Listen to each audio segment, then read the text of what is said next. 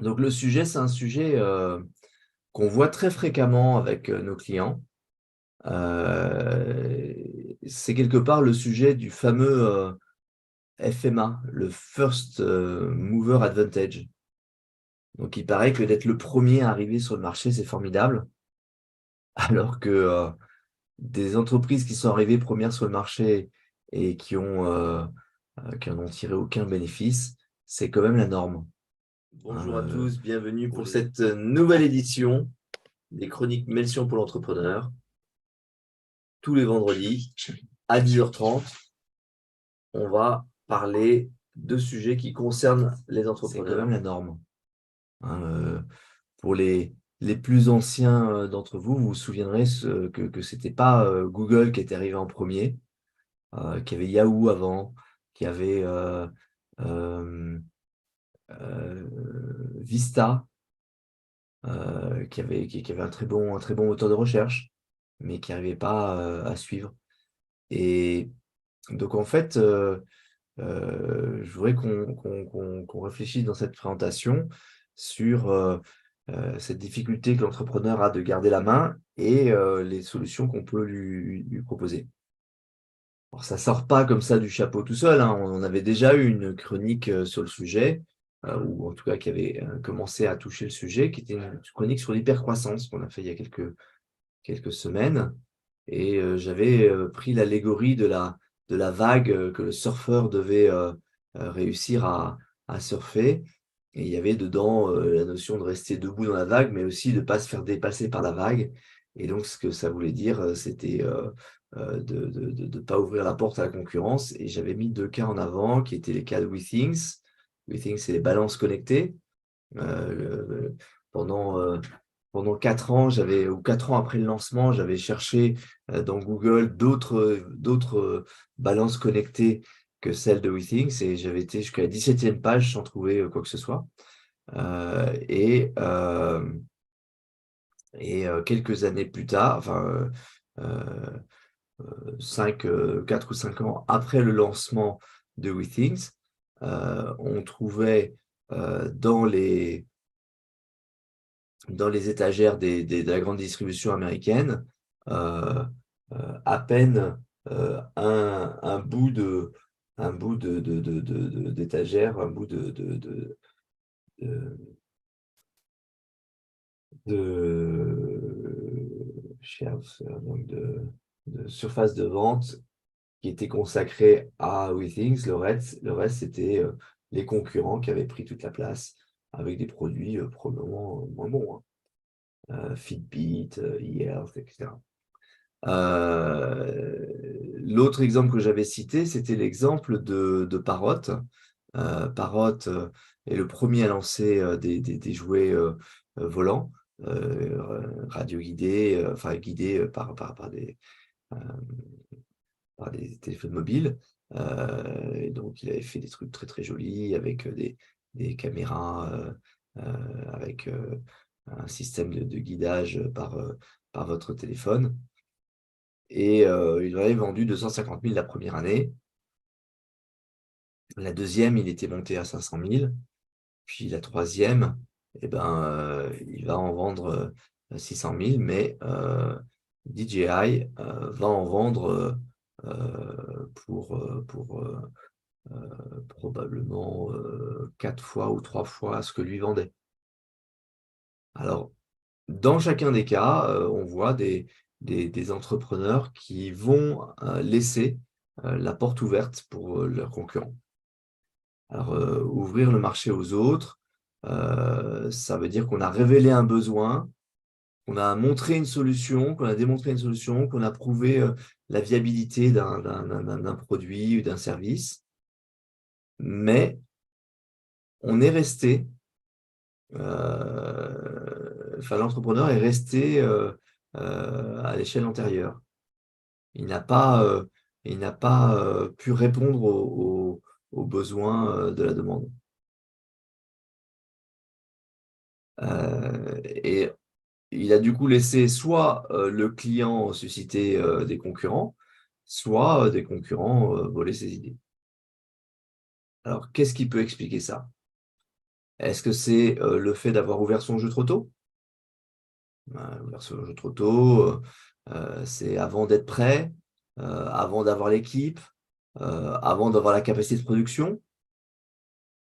Ou bien est-ce que c'est, parce qu'on n'a pas levé assez d'argent? Alors vous savez que chez nous, on n'aime pas beaucoup cette idée, donc on se pose toujours la question d'est-ce qu'on n'a jamais assez d'argent? Hein, c'est, finalement, c'est une c'est pratique, c'est une bonne façon de répondre à la question que de dire: «Ah oui, mais c'était juste que je manquais d'argent». Mais est-ce que c'était pas une façon de masquer le problème? Parce que la réalité, c'est que quand on regarde, le fameux Inc. 500 américain, hein, le Inc. 500, c'est les 500 entreprises qui vont le plus vite chaque année aux États-Unis et c'est un classement qui existe depuis 40 ans. 40 ans fois 500, ça fait 2000, enfin c'est 20 000 entreprises qui sont, des exemples de très forte croissance. Le petit dernier du classement, il fait x5 par an pendant 3 ans, en partant d'un minimum de 750 000 $. Donc c'est, heu, c'est quelqu'un qui part pas de zéro, hein. C'est facile de faire la croissance quand on part de zéro. Ça veut dire, partir de 750 000 et faire x5 pendant 5 ans, c'est arriver à 65,5 millions. Donc c'est bien pour un entrepreneur comme objectif. Et ces gens-là, le Inc. 500, ils ont levé en moyenne 75 000 $. Donc c'est pas avec de l'argent qu'ils ont réussi. Ceux qui ont levé avec des investisseurs type, venture capital, c'est 2 du total. Donc 98 ont fait sans ces, levées d'argent, qui permettent de réussir. Donc probablement pas une bonne, réponse. Et surtout, un moyen, en répondant, peut-être pas assez d'argent, un moyen de ne pas voir le vrai problème. Est-ce que le vrai problème, ce serait pas plutôt qu'on n'a pas eu une bonne stratégie? Alors par une bonne stratégie, on entend, d'abord, une bonne segmentation du marché. C'est-à-dire qu'on a un marché énorme devant nous, il n'est pas homogène, il est probablement découpé en plusieurs segments qui sont pour certains faciles à voir maintenant et pour d'autres réservés à plus tard. Donc il y a déjà un principe de réalité. Qui sur le marché est prêt? Qui, ressent vraiment la douleur? Qui a les moyens? Parce que c'est ces gens-là qu'on va devoir adresser en premier. Et c'est un principe d'efficacité. On n'a pas beaucoup de moyens, on n'a pas beaucoup de ressources. Quelles sont les ressources qui vont avoir le plus d'intérêt pour nous? Donc c'est là où on voit souvent la notion d'écrémage. Vous vous souvenez, pour ceux qui ont mon âge, que le Sony avait vendu un Walkman. Les premiers Walkman valaient 15 000 francs. Bah, les francs de l'époque, c'était les euros d'aujourd'hui, hein. Et peu de gens l'achetaient, mais il y en avait peu à vendre. Et un de mes amis était venu avec le Walkman de son père. Il l'avait volé en douce, hein. Son père n'était pas du tout d'accord avec l'idée que le Walkman sorte, de chez lui. À ce prix-là, ça se conçoit. Donc ce qu'on veut faire, c'est optimiser ses ressources, dans ce qu'il y a de plus rentable. Alors une bonne stratégie, c'est aussi le développement d'un écosystème. Ça, c'est quelque chose de déjà vu, hein. Pour ceux qui viennent régulièrement, l'écosystème, on en avait parlé. Je vous avais notamment, parlé du cas de Charles Schwab. Charles Schwab, c'est, le, le, le centre qui nous accueille quand on va faire, quand on va faire des formations à à Stanford, hein. Donc c'est, des gens qui ont tellement bien réussi qu'ils ont payé une centaine de millions pour que Stanford ait un hôtel 4 étoiles, qui permette d'accueillir les étudiants qui sont qui sont en programme exécutif, mais c'est aussi en fait la grande enseigne qui accompagne les entrepreneurs, enfin les, les, les, euh, les gens qui ont un peu d'argent à gérer. Et ça a été lancé en 1974 par Monsieur Schwab. Le cas qu'on avait vu à Stanford était posé la question de savoir si Schwab devait s'inquiéter avec l'arrivée d'un gros concurrent sur son marché. Donc, c'est en fait l'arrivée de Merrill Lynch qui décidait de lancer la bourse en ligne, qui était l'apanage de Schwab. Alors, Schwab est né en 1974 de la réforme des frais de courtage. C'est-à-dire que les frais de courtage en bourse étaient jusqu'en 1974 fixes. C'était le même pourcentage pour tout le monde. Donc, ce que ça avait comme effet de permettre aux gens de fixer librement le prix du courtage, c'est la naissance de ce qu'on appelle les discount brokers. Jusque-là, c'était 2-3% pour toutes les transactions, que ce soit la transaction de Madame Michu qui veut acheter 2000 actions Air Liquide, ou pour le fonds Machin Capital qui, lui, voulait acheter pour 2 millions d'actions Air Liquide. C'est le même temps que va passer un broker sur le marché pour passer l'ordre, mais il y en a un qui va rapporter 2% de 20 millions et l'autre qui va rapporter 2% de 200 000. En créant un discount broker, on dit, bon, ben, je peux aller voir les plus gros et leur dire, pour acheter votre million d'actions Air Liquide, eh ben, je serais OK de vous facturer seulement 1000 $. On va en faire suffisamment dans la journée, donc moi, ça me va. Et donc, cette arrivée des discount brokers a fait une poussée concurrentielle énorme sur le marché.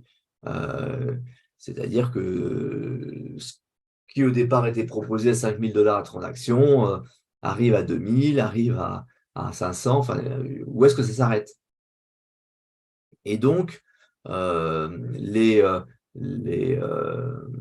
décision de Schwab a été d'essayer de développer un avantage compétitif par la technologie. Par la technologie, ça veut dire qu'ils ont acheté un ordinateur AS400 de l'époque et ils ont décidé de proposer à leurs clients non seulement du discount brokerage, mais la possibilité pour le client d'accéder directement depuis un ordinateur qu'on met chez lui au marché, de voir le marché, de prendre les ordres et de ne pas avoir à chaque fois à téléphoner et avoir un broker qui vous dit voilà ce que je lis sur mon écran. Et ça a permis des nouveaux usages pour les clients actuels. Mais on a pu après aller un pas plus loin, qui est de créer un réseau de distribution et une marque, et du coup d'atteindre les clients particuliers. Alors, les particuliers, les fonds d'investissement, ils y arrivaient en passant par une banque. Donc, c'était j'ouvre mon compte dans une banque qui héberge un fonds d'investissement et je peux après donc demander à la banque de prendre des fonds d'investissement sur mon compte. Pour ce qui était de la bourse, les fonds d'investissement, ils devaient passer par un broker et qui lui-même arrivait sur la bourse. Avec l'arrivée, avec la mise en place du système de Charles Schwab, le fonds d'investissement, il arrivait sur la bourse en passant directement par l'ordinateur de Schwab. Et Schwab s'est dit tout d'un coup, mais en fait, j'ai encore plein d'espace disponible sur mon ordi, donc je vais peut-être pouvoir aller voir les conseillers de patrimoine, qui sont des gens qui gèrent des plus petits portefeuilles que les fonds d'investissement, et eux peuvent avoir accès à la bourse en allant directement sur mon système informatique. Mais ils peuvent aussi, en allant sur mon système informatique, je peux peut-être leur donner accès au fonds d'investissement.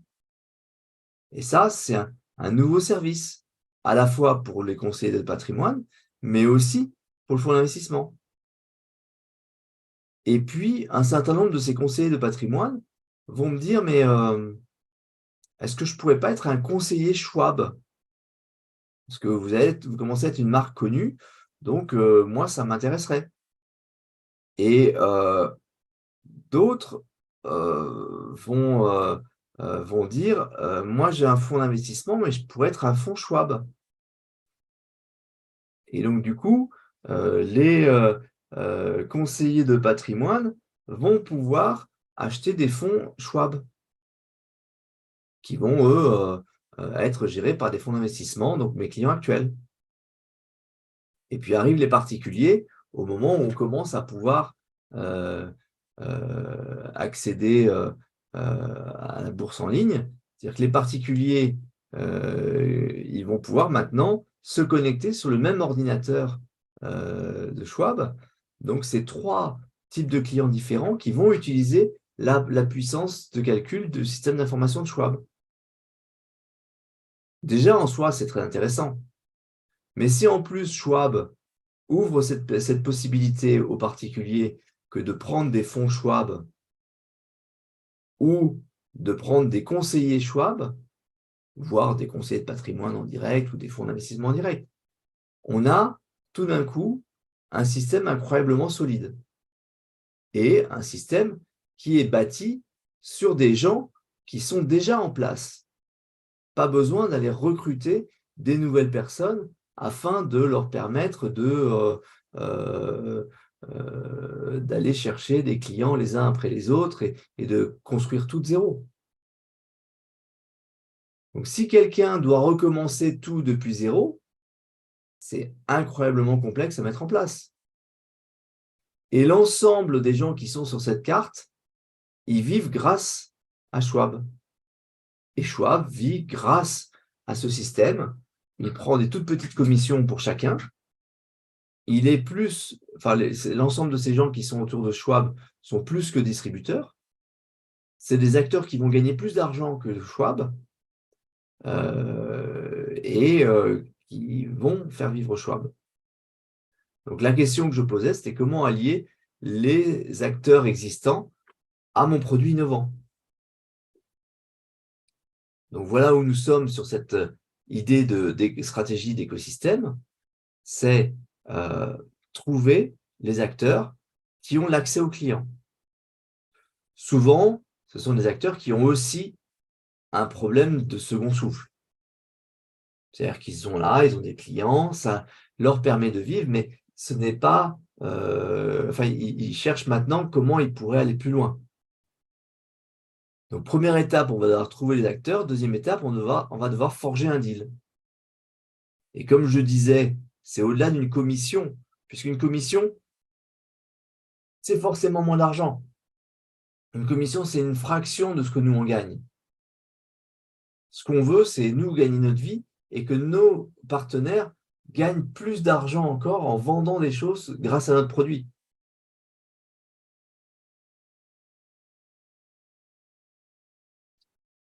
Donc la question auquel le deal va devoir répondre, c'est comment est-ce que nos partenaires vont développer un business sur la base de notre action? Comment est-ce qu'ils vont réussir, par exemple, à développer une activité de consulting sur la base du logiciel qu'on a créé? Ben, c'est sûr que s'ils arrivent à vendre des heures et des heures de consulting parce que ils promeuvent l'outil qu'on a créé, eh ben, peu leur chaud d'avoir une commission sur le prix de notre produit. Ils vont vendre des jours hommes et des jours hommes en plus du produit, c'est beaucoup plus intéressant. Et là, vous voyez l'exemple de SAP. SAP vend via intégrateurs, des intégrateurs à valeur ajoutée. ce qu'on a appelé dans le temps des VAR, des Value Added Resellers. Des gens qui sont là pour dire, on vous préconise de mettre en place SAP et nous, on sait vous aider à intégrer SAP dans votre système. SAP, ça va vous coûter 40, nous, on va vous coûter probablement 200. Mais rassurez-vous, tout ça va bien se passer. Troisième point pour adopter une bonne stratégie, c'est adapter ses ressources. Alors ça, c'est un vrai sujet. C'est qu'on va devoir lutter contre sa timidité naturelle. C'est-à-dire, on a peur de recruter, on a peur de produire suffisamment. Mais dans ces cas-là, il faut qu'on arrête de dire que le marché est énorme. Il faut qu'on arrête de dire non, mais je suis sur un marché de 2 milliards d'euros. Si c'est vrai, ne me dis pas que c'est un problème d'embaucher 10 personnes. Il va falloir faire ses calculs. C'est-à-dire se poser la question de combien on perd à chaque fois qu'on manque de vendeurs et combien on gagne si on a une production plus importante, si on achète par lot plus important. Et puis, il va falloir imaginer qu'il y a des tas de fournisseurs qui sont capables de nous aider dans cette première phase. Par exemple, les forces de vente supplétives, c'est des gens qui sont là pour aller visiter à votre place les magasins. Bah, ils sont déjà là. Les sous-traitants, il y a des gens qui sont déjà avec du people qui fait de la livraison, qui fait du contrôle qualité, enfin des gens qui sont déjà là sur le terrain pour répondre à cette accélération qu'on peut voir chez certaines entreprises. Et puis il y a les producteurs chinois, qui sont capables de vous produire des tas de choses à des prix acceptables. Et parfois de prendre des risques, mais parfois. Mais si vous ne faites pas ça, il y a une autre solution, c'est de se résigner. C'est de dire, bon, bah, finalement, je resterai petit et quelqu'un un jour va trouver que c'est une bonne idée et va le faire à sa taille. Vous avez le droit. Donc, en résumé, il faut segmenter. Il faut se dire que le marché, je vais l'avoir en 4-5 ans, mais je vais commencer par les parties qui sont peut-être peu nombreux, mais qui payent très bien, de manière à avoir plus de moyens pour continuer. Il faut créer son écosystème parce qu'on va devoir aller très vite et il vaut mieux ne pas refabriquer la roue. Il vaut mieux s'appuyer sur ceux déjà là, ceux qui sont déjà en contrôle des clients et qui vont donc être capables de nous aider si on leur trouve quelque chose d'intéressant. Et enfin, c'est s'adapter aux possibilités de ce marché, ne pas accepter de continuer la vie comme avant en prétendant qu'on a un marché extraordinaire. Voilà mes recommandations sur un sujet qui est vraiment fréquent. Rien que cette semaine, c'est un sujet que j'ai dû aborder 2 fois avec des clients.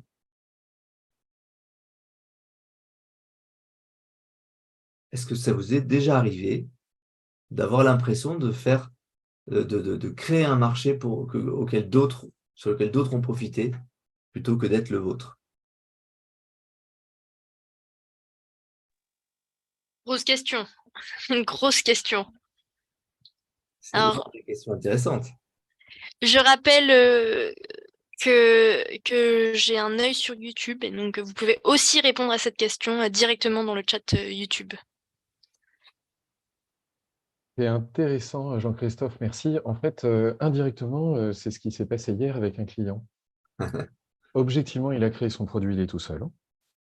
Il peut le vendre en direct, il le vend en direct, c'est compliqué parce qu'en fait, les gens ne perçoivent pas assez la valeur de son outil. Mmh. Et dans les 2 pistes qu'on a évoquées ensemble, c'est comment trouver un partenaire qui serait une sorte de, on va dire, revendeur, Mmh. mais qui aurait le mérite de donner une 2e voix sur la pertinence de la solution. Une voix déjà crédible, avec déjà des bases clients, etc. Et la deuxième chose, ça a été de lui suggérer de fonctionner à l'envers, de ne plus chercher à vendre, mais de créer des occasions de se faire acheter. À savoir, ne vends pas ta solution, mais évangélise sur des aspects connexes. Et là, tu as probablement des quasi-concurrents. Pas tout à fait, mais quand même. Et si vous avanciez ensemble pour parler des problématiques communes que vous tapez de façon différente, tu donnes l'impression, indirectement, que vous êtes plusieurs à croquer le sujet.